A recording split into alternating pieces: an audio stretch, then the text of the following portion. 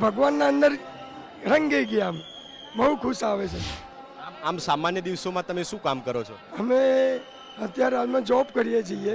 શેમાં જોબ કરો? આપણે જે પેલું નરેન્દ્ર મોદીનું બૂથ છે એના અંદર કામ કરીએ છીએ. પેલું 5 રૂપિયાવાળું ટિફિનવાળું એમાં અમે કામ કરીએ છીએ. પછી નાના મોટા પ્રોગ્રામો કરીએ છીએ. આનંદ આવે એટલે. હવે કેટલા કલાક સુધી તમે આ જ રીતે સતત નૃત્ય કરતા રહેશો? આટલો હેવી ડ્રેસ પહેર્યો છે, તકલીફ પણ પડતી હશે. પડે, પણ હવે શું કરીએ, ભગવાનમાં અમને બહુ સારો આનંદ આવે છે. કેમ કે ભગવાન ના ઉતરે ત્યાં સુધી અમને આનંદ આવે છે.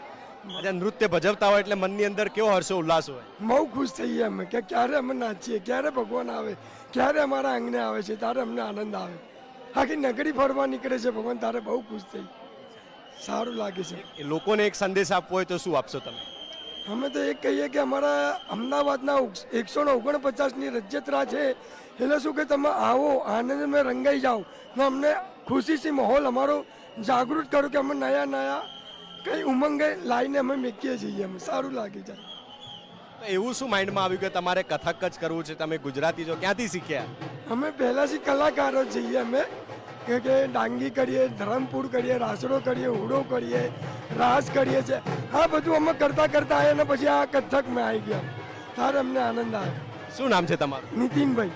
ખૂબ ખૂબ આભાર નીતિનભાઈ. તો નીતિનભાઈ છે અને એમના સાથી મિત્ર છે. તમે જોયું કે ગુજરાતની કેટલી બધી જે સંસ્કૃતિ કલા છે એના 8-10 નામ તો એમણે મોઢે કહી દીધા કે વર્ષોથી એ રીતે લોકો સમક્ષ આ જ રીતે રજૂ કરી રહ્યા છે.